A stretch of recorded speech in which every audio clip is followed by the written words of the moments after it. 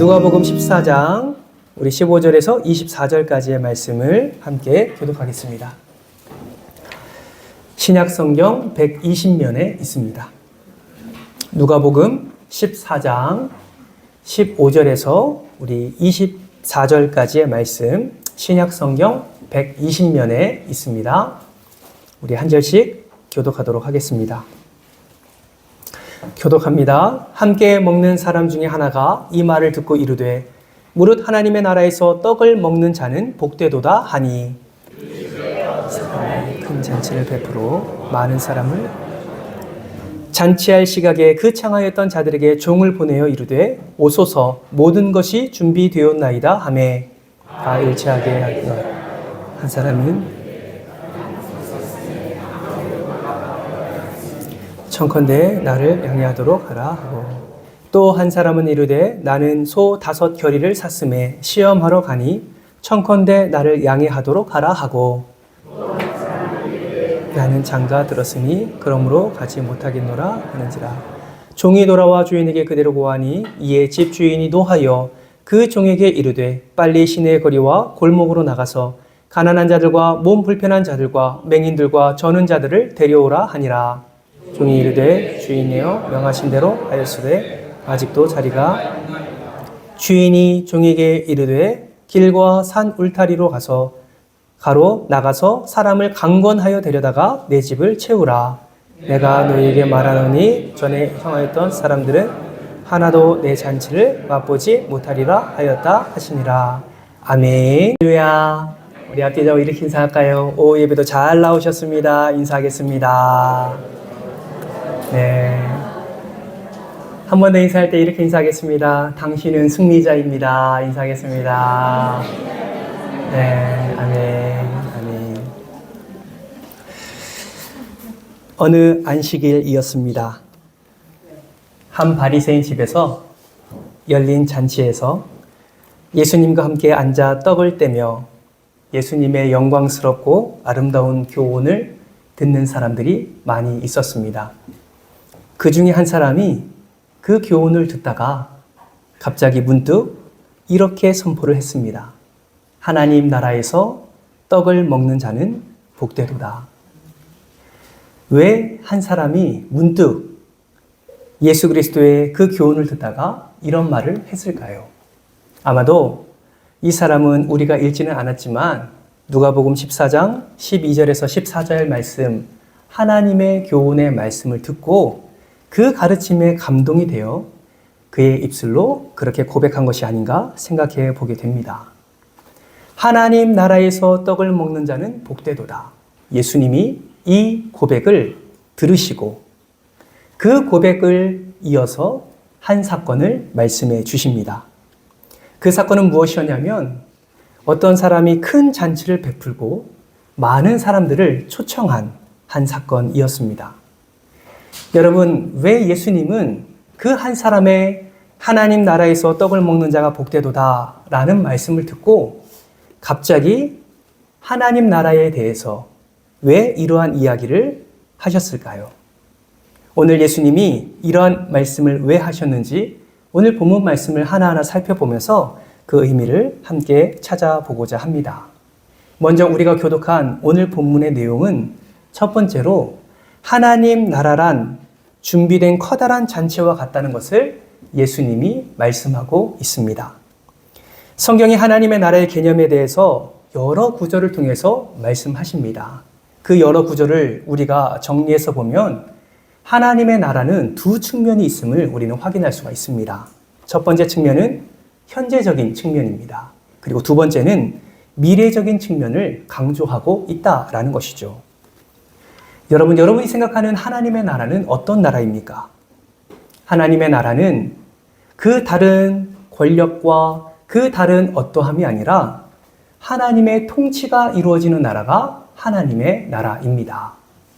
우리가 예수 그리스도를 믿는다는 것은 예수 그리스도의 말씀으로 우리가 다스림을 받는다는 것을 믿음으로 고백하는 것이지요. 사랑하는 성도 여러분, 하나님의 말씀이 여러분의 삶을 다스리고 있습니까?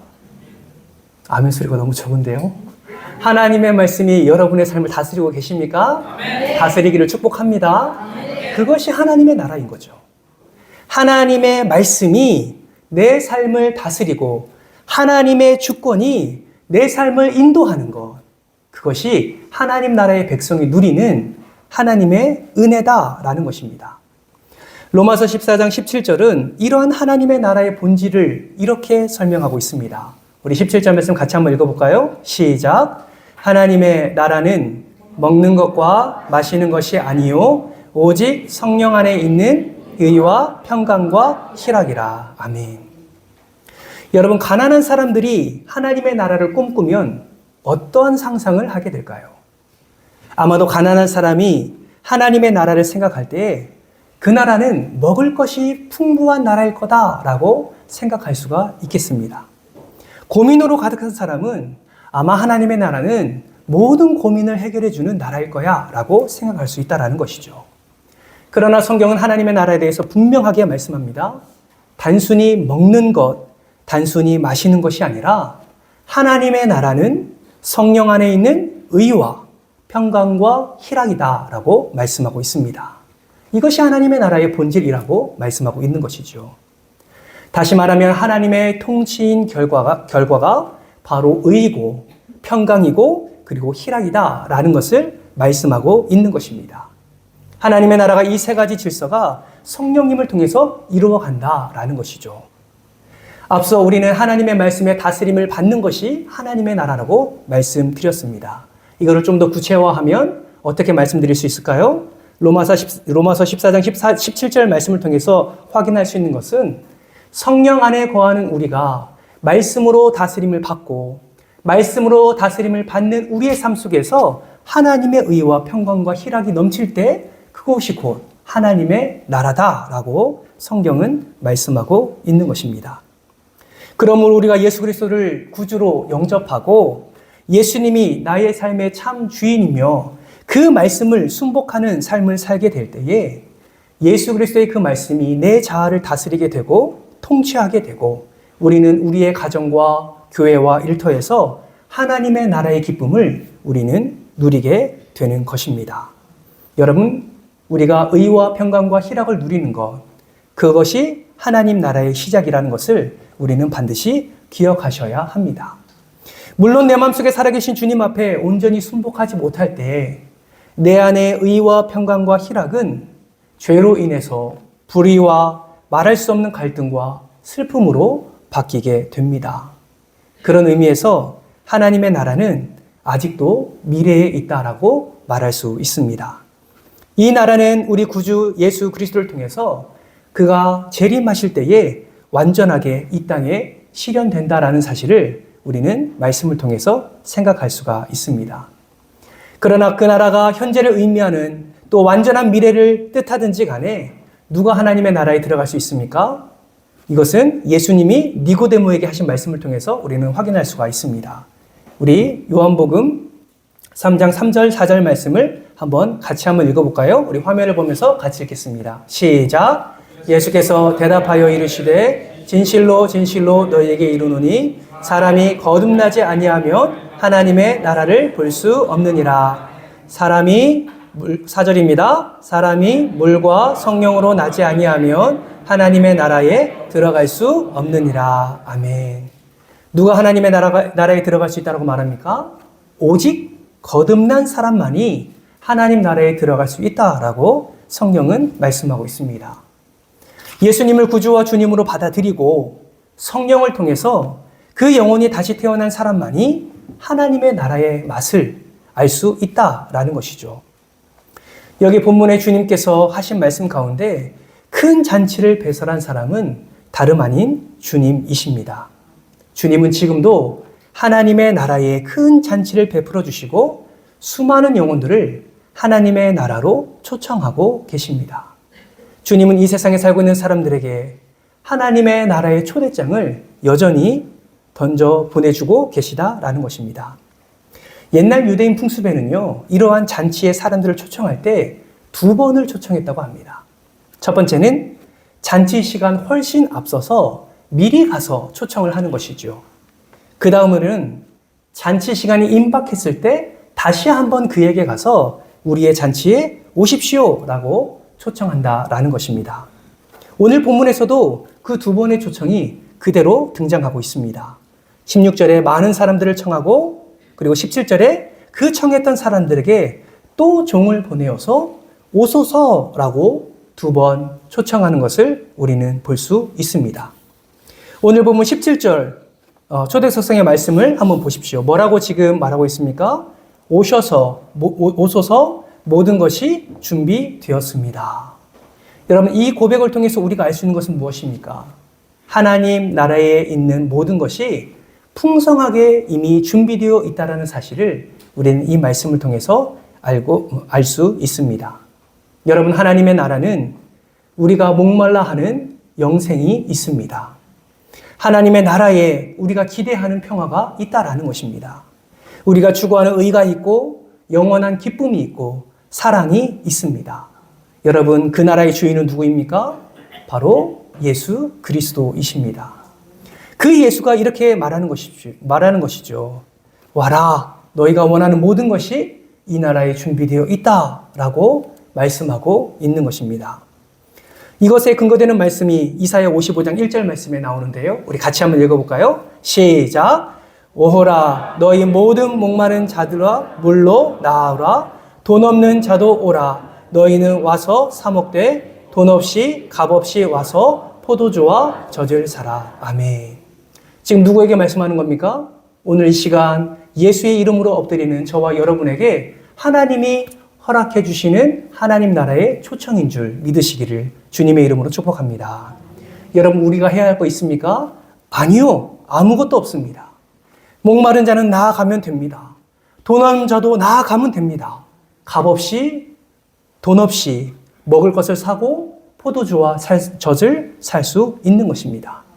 초청에 응하기만 하면 우리는 가서 먹기만 하면 되는 것입니다. 이처럼 하나님의 나라는 모든 것이 준비가 되어 있고 완벽하게 갖춰진 나라가 바로 하나님의 나라다라는 것을 우리는 확인할 수가 있습니다. 둘째로 오늘 본문 말씀을 통해서 알 수 있는 것은 청함받은 사람들 반응이 나오고 있다라는 것입니다. 그들의 반응을 18절 이하에서 볼 수 있는데요. 초청받은 사람들은 모두가 여러 가지 자기의 사랑거리를 말하기 시작합니다. 오라고 이야기를 하지만 자신의 일상의 일 때문에 그 초청을 거부한다라는 것이죠. 여러분, 종들을 보내서 그 잔치에 초청했을 때 첫 번째 사람은 어떻게 거부를 합니까? 첫 번째 사람이 사랑하는 것은 무엇입니까? 바로 이렇게 얘기합니다. 나는 밭을 샀음에 불법을 나가보아야 하겠다라고 말을 하는 것이죠. 여기서 나가보아야만 하겠다라는 것은 강력한 거절을 말하고 있는 것입니다. 이미 잔치에 가지 않겠다고 굳은 결심을 한 것입니다. 여러분, 왜 거절했습니까? 밭은 핑계에 불과한 것입니다. 그저 거기가 가기 싫어서 하나님의 초대장을 발로 걷어차버린 것을 우리에게 보여주고 있는 것이죠. 두 번째 사람은 어떻게 거절을 합니까? 나는 소 5겨리를 샀는데 그 5겨리를 시험하러 가야 하니까 내가 잔치에 못 가겠다. 용서해 달라라고 말하고 있는 것을 보게 됩니다. 이것을 현대적으로 표현으로 바꾼다면 저는 지금 방금 자동차를 샀습니다. 지금 시운전해야 합니다. 그래서 나는 잔치에 못 가겠습니다. 라고 말하는 것입니다. 세 번째 사람은 어떻게 거절을 합니까? 나는 장가 들었으니까 가지 못하겠다라고 거절을 하는 것입니다. 만일 이 잔치가 단순한 잔치가 아니라 생사를 좌우하는 중대한 잔치였다면 여러분, 지금 결혼한 이 상황을 고집할 수 있겠습니까? 그렇지 않다라는 것이죠. 결국 세 사람의 거절은 무엇을 의미합니까? 우리의 핑계를 의미하고 있는 것입니다. 사랑하는 성도 여러분, 하나님은 완벽하게 갖추어진 그리고 충분하게 갖추어진 그 하나님 나라에 우리를 초청하고 있는데 많은 사람들은 그것을 거부하며 그것을 거절하는 것을 보게 된다라는 것입니다. 여러분, 오늘날도 이러한 거절하는 사람이 굉장히 많습니다. 하나님의 초대에 거절하는 사람들이 얼마나 많은지 모릅니다. 화요일마다 전도대와 함께 밖에 나가서 전도를 하다 보면 얼마나 복음을 가치 없게 여기는지, 얼마나 예수님의 초청을 무시하는지, 정말 전도하는 우리가 민망할 정도로 반응하는 이들이 얼마나 많은지 모르겠습니다.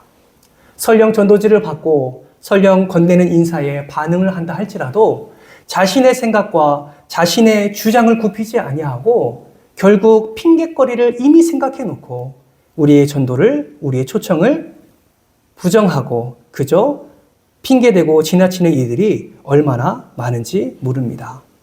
사랑하는 성도 여러분, 많은 사람들은 이렇게 거절하지요. 완전히 다 알면 믿겠다라고 말하는 이들이 있습니다. 사랑하는 여러분, 예수님을 다 알면 예수를 믿을 수 있겠습니까? 여러분 한번 생각해 보십시오.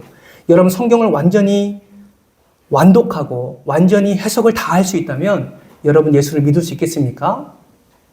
성경은 분명히 말합니다. 믿음은 하나님의 선물입니다. 아무리 성경을 알아도요, 하나님이 믿음을 선물로 주지 않으면 우리는 믿을 수가 없다라는 것이죠. 여러분, 실제 있었던 일입니다. 한 목사님이 좀 더 하나님을 더 깊이 알고자 공부하려고 독일로 갔습니다. 지난번에도 한번 말씀드린 적이 있는지 모르겠지만 그 독일에서 첫 수업 시간에 신학과 교수가 이렇게 질문을 하더라는 거예요. 예수를 믿는 사람 손 들어보라고.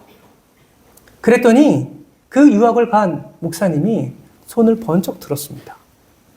그랬더니 그 교수가 어떻게 행동한지 아십니까? 껄껄껄 웃으면서 요즘도 예수 믿는 사람이 있네? 이렇게 말하더라는 겁니다. 여러분, 일반 교과 교수가 아닙니다. 신학과 교수입니다. 그러나 독일의 신학과 교수가 예수를 믿는 사람을 무시하고 바보 취급하는 현실이 지금 오늘날 우리의 현실이다라는 것입니다.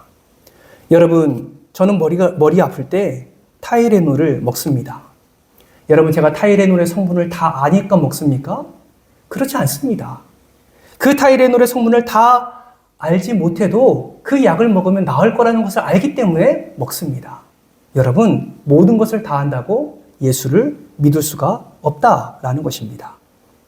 많은 사람들이 이러한 합리적인 생각에 갇혀서 자기를 주장하고 예수를 아예 자기의 지식 안에 가둬놓고 그렇게 컨트롤하려는 자들이 얼마나 많이 있는지 모릅니다.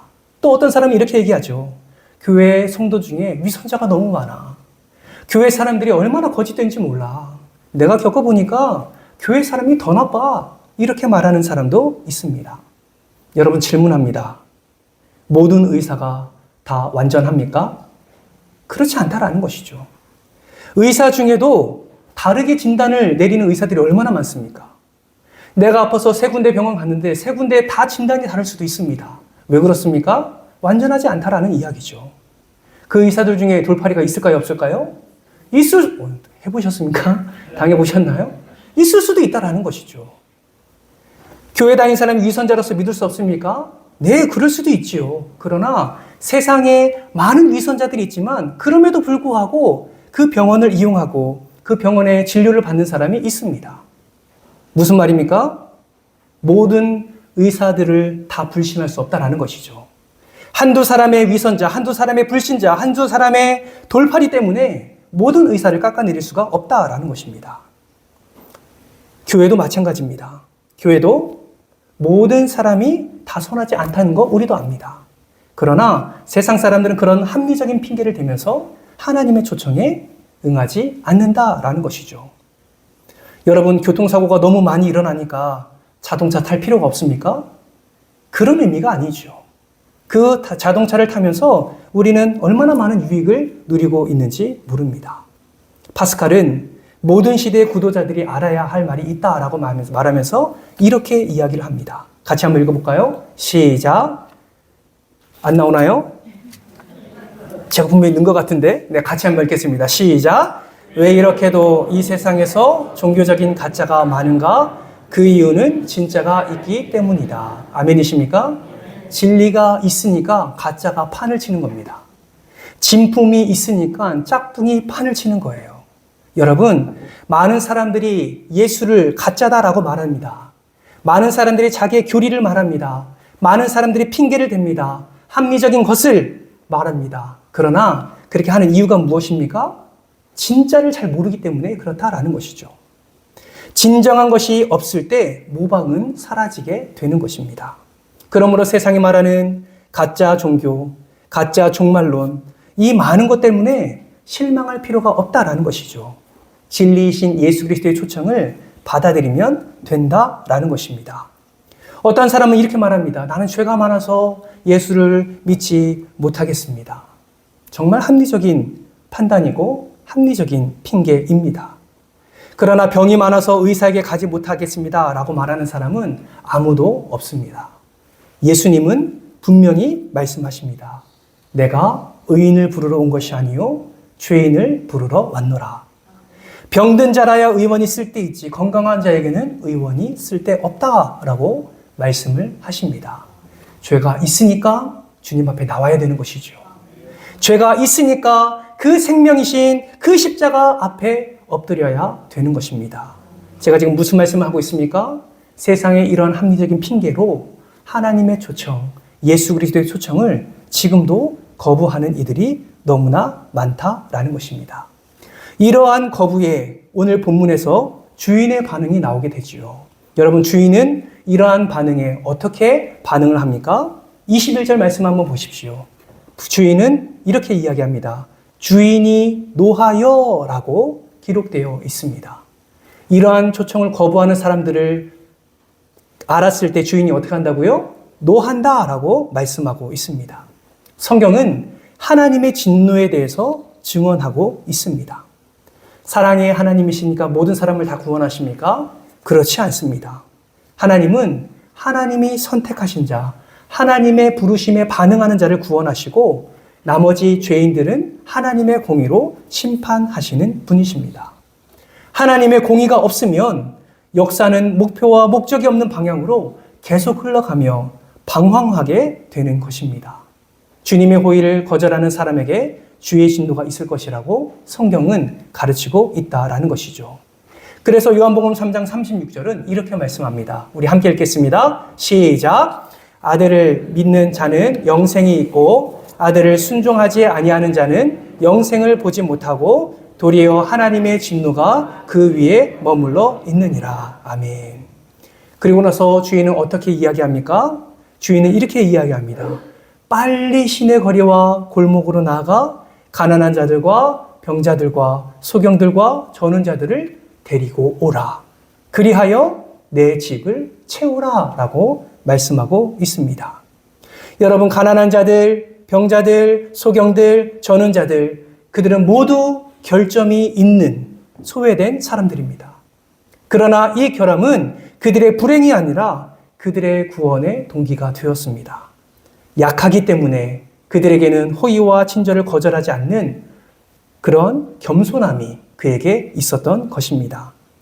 오늘 우리가 부요하기 때문에 주님을 필요하지 않는다라고 핑계댄다면 우리가 하나님의 도우심을 구하지 않고 하나님이 말씀하시고 초청하시는 이 초청에도 우리가 거부를 한다면 결국 우리는 그 누구보다 불행한 자가 될 수밖에 없다라는 사실입니다.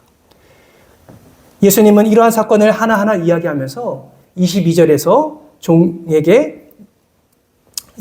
종이 예수님에게 이렇게 보고를 하지요. 뭐 어떻게 보고합니까? 명하신 대로 하였으니 오히려 자리가 남았습니다. 이에 주인이 어떻게 말합니까? 23절 말씀 우리 마지막으로 같이 한번 읽어볼까요? 시작. 주인이 종에게 이르되 길과 산울타리 가로 나가서 사람을 강건하여 내 집을 채우라. 아멘. 여러분, 무엇을 기대하고 있습니까? 많은 사람이 연회석에 채워지기를 주인은 기대하고 있다라는 것입니다. 그래서 강건하여 내 집을 채우라 라고 말씀하고 있는 것입니다.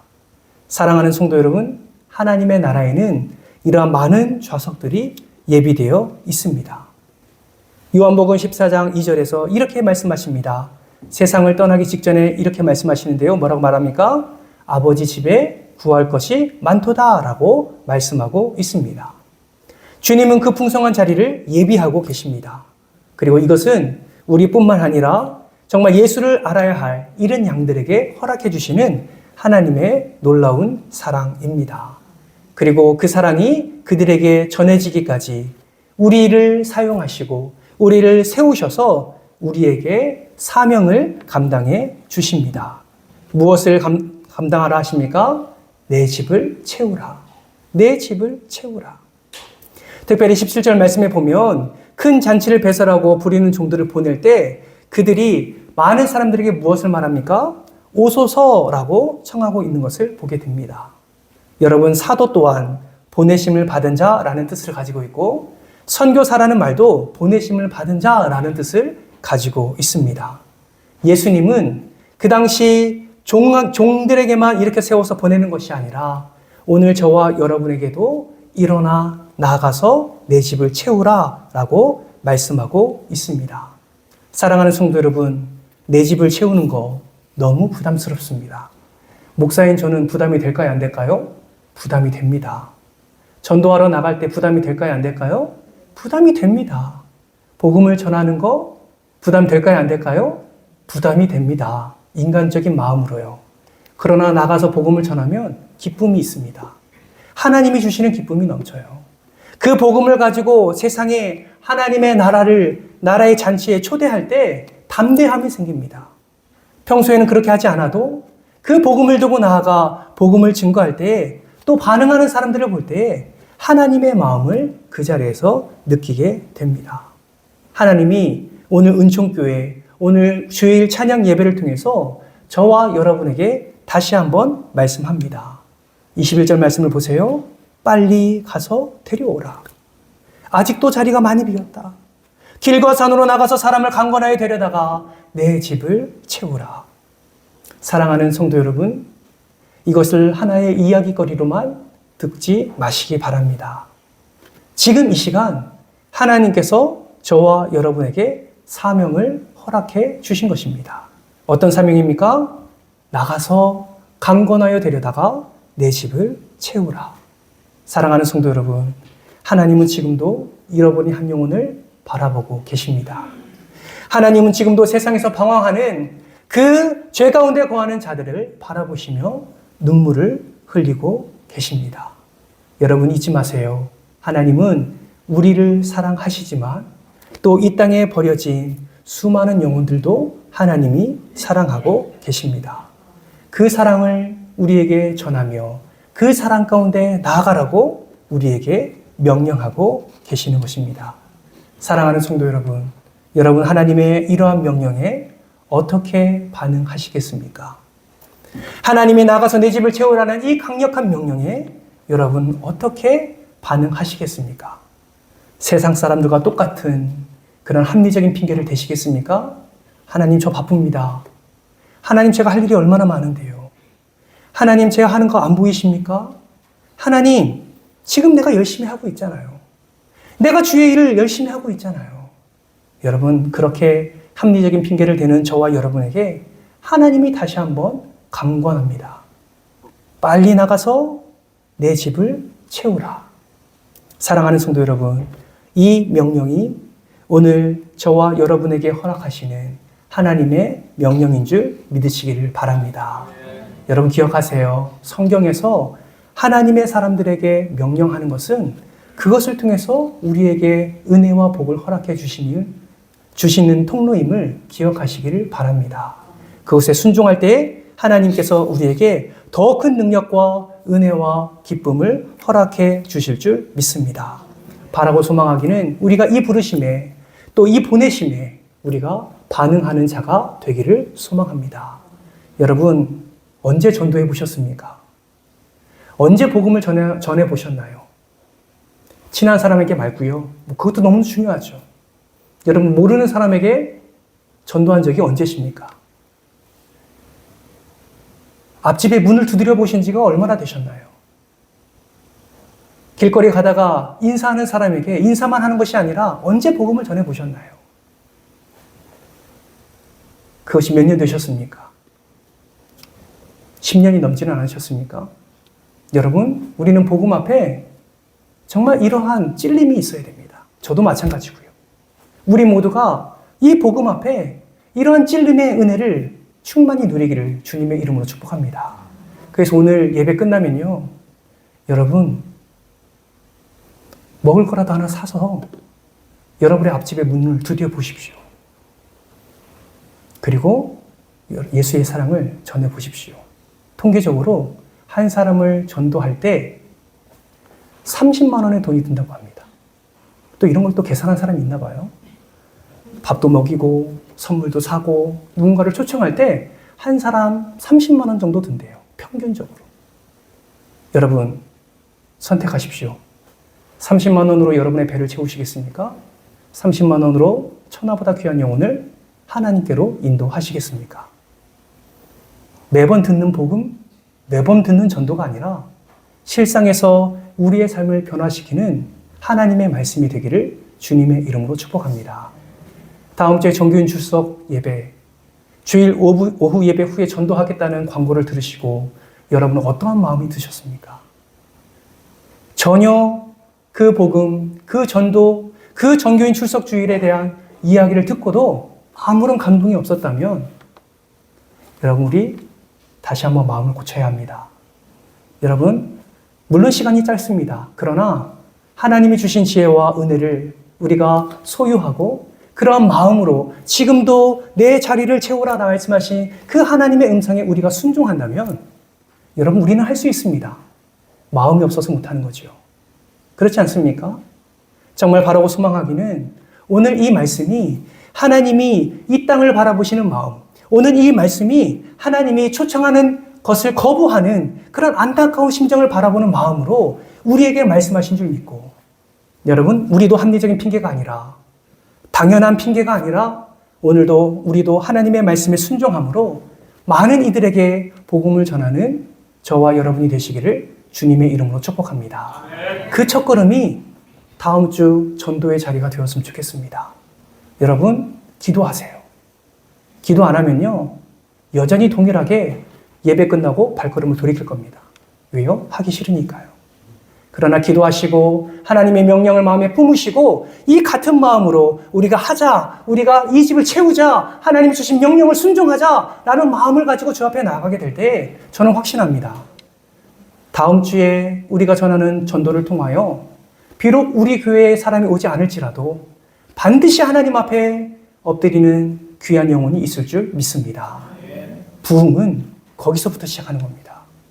바라고 소망하기는 오늘 말씀을 여러분 마음에 새기시고 이 전도에 대한 복음 전함에 대한 부담이라면 부담 가지시고 그 부담을 이겨내셔서 여러분을 통해서 하나님의 나라가 더욱더 확장되어 가는 놀라운 은혜가 있기를 주님의 이름으로 축원합니다.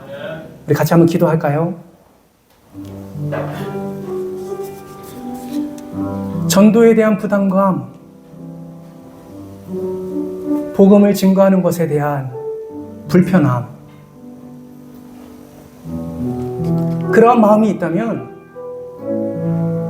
이 시간 하나님 앞에 더 간구했으면 좋겠습니다. 복음을 전하는 것에 대한, 내 집을 채우는 것에 대한, 전도하는 것에 대한 불편한 마음과 어려운 마음이 전혀 없다면 이 또한 기도했으면 좋겠습니다. 하나님의 명령을 명령으로 받게 하옵소서. 하나님의 명령에 순종할 수 있는 믿음을 허락하여 주옵소서. 그 복음을 증거할 수 있는 담대함을 허락하여 주옵소서. 내가 사랑하는 자, 그리고 나와 함께 거하는 자, 또 나와 가까이 있는 자, 그들에게 다가가기를 두려워하지 않도록 도와주옵소서. 나는 배부르고 나는 잘 먹지만 나는 은혜를 받고 있지만 전혀 내가 알고 있는 사랑하는 자는 전혀 믿음 가운데 거하지 못하고 있다며 여전히 하나님의 초청에 반대하며 하나님의 부르심에 합리적인 핑계를 대며 그렇게 세상으로 나아가고 있다면 주님 나를 사용하여 주셔서 그들에게 예수의 손길을 내밀 수 있도록 은혜를 더해달라고, 나를 붙잡아 주시고 그 명령에 순종할 수 있는 믿음을 허락해 달라고, 오늘 말씀을 기억하면서 우리 주여 한번 해주고 통성으로 기도하며 나아갑니다. 하나님 감사합니다. 복음 나에게 허락해 주실 때는 참 은혜요, 참 감사입니다. 그 복음의 능력을 경험했기 때문에 우리가 입술로 구원을 선포하며 그 복음의 은혜가 우리에게 임했기 때문에 우리가 담대하게 하나님을 아버지라 고백하는 줄 믿습니다. 그런데 하나님 참 희한하게도 나에게 주신 복음은 너무나 감사한데 이 복음을 전하라 말씀하실 때는 얼마나 우리 마음 가운데 부담이 있는지 모릅니다. 여전히 우리의 마음 가운데는 두 마음이 싸우고 있습니다. 누군가가 하겠지. 내가 굳이 안 해도 돼. 나는 그런 거 잘 몰라. 말할 줄도 몰라. 나는 그냥 안 할래. 여러분, 이러한 연약한 우리의 마음을 주님 긍휼히 여겨주시고 정말 복음을 받은 자라면, 정말 복음으로 살아가는 자라면, 정말 복음 안에 거하고 있는 자라면 주님, 우리의 마음을 열어, 우리의 입술을 열어 내 안에 살아계신 예수 그리스도를 증거할 수 있도록 도와주옵소서. 우리가 입을 다물고 있었기에 한국교회의 수가 점점 줄어들어 이제는 청년들은 2%만 예수를 믿고 중고등부는 3%만 예수님을 믿는 이런 안타까운 상황에 머물게 되었습니다. 주여, 우리가 생명을 걸고 전도하게 하여 주시옵소서. 교회 숫자를 불리기 위함이 아니라 하나님 나라의 확장을 위하여, 우리 다음 세대가 믿음으로 더 든든하게 세워지기 위하여, 그리스도의 몸된 교회가 하나님의 진리로, 하나님의 복음으로 든든히 세워가기를 위하여 우리가 전도하는 일에 마음을 다하는 저희들이 되게 하여 주옵소서. 여전히 부담입니다. 그러니 기도하게 하시고, 여전히 부담되니 하나님 우리에게 믿음을 더해 주시고, 여전히 부담되니 하나님 우리에게 담대함을 허락하여 주옵소서. 다음 주에 추수감사주에 정말 감사의 예배를 하나님께 올려드릴 때에 예수를 떠나 있는 사랑하는 우리의 자녀들, 예수를 떠나 있는 사랑하는 남편과 아내, 예수를 떠나 있는 우리 사랑하는 부모님들, 그리고 내 사랑하는 친구들, 그들을 기억하면서 이번 한 주간 기도하게 하시고, 기도만 하는 것이 아니라 그들에게 연락하여 담대하게 예수 그리스도를 선포하는 우리 모두가 될 수 있도록 주님께서 은혜를 더하여 주옵소서. 전도의 자리에도 우리가 마음을 다해서 나아가기를 소망합니다. 어차피 해봤자 안 돼, 이러한 마음이 아니라 주님 주신 힘이라면 잘 감당할 수 있습니다 라고 고백하며 담대하게 나아가 하나님의 나라를 확장하는 우리 모두가 되게 하여 주시옵소서. 우리의 모든 것을 아시오니 친히 인도하여 주시옵소서. 감사드리며 예수님의 이름으로 기도드리옵나이다. 아멘.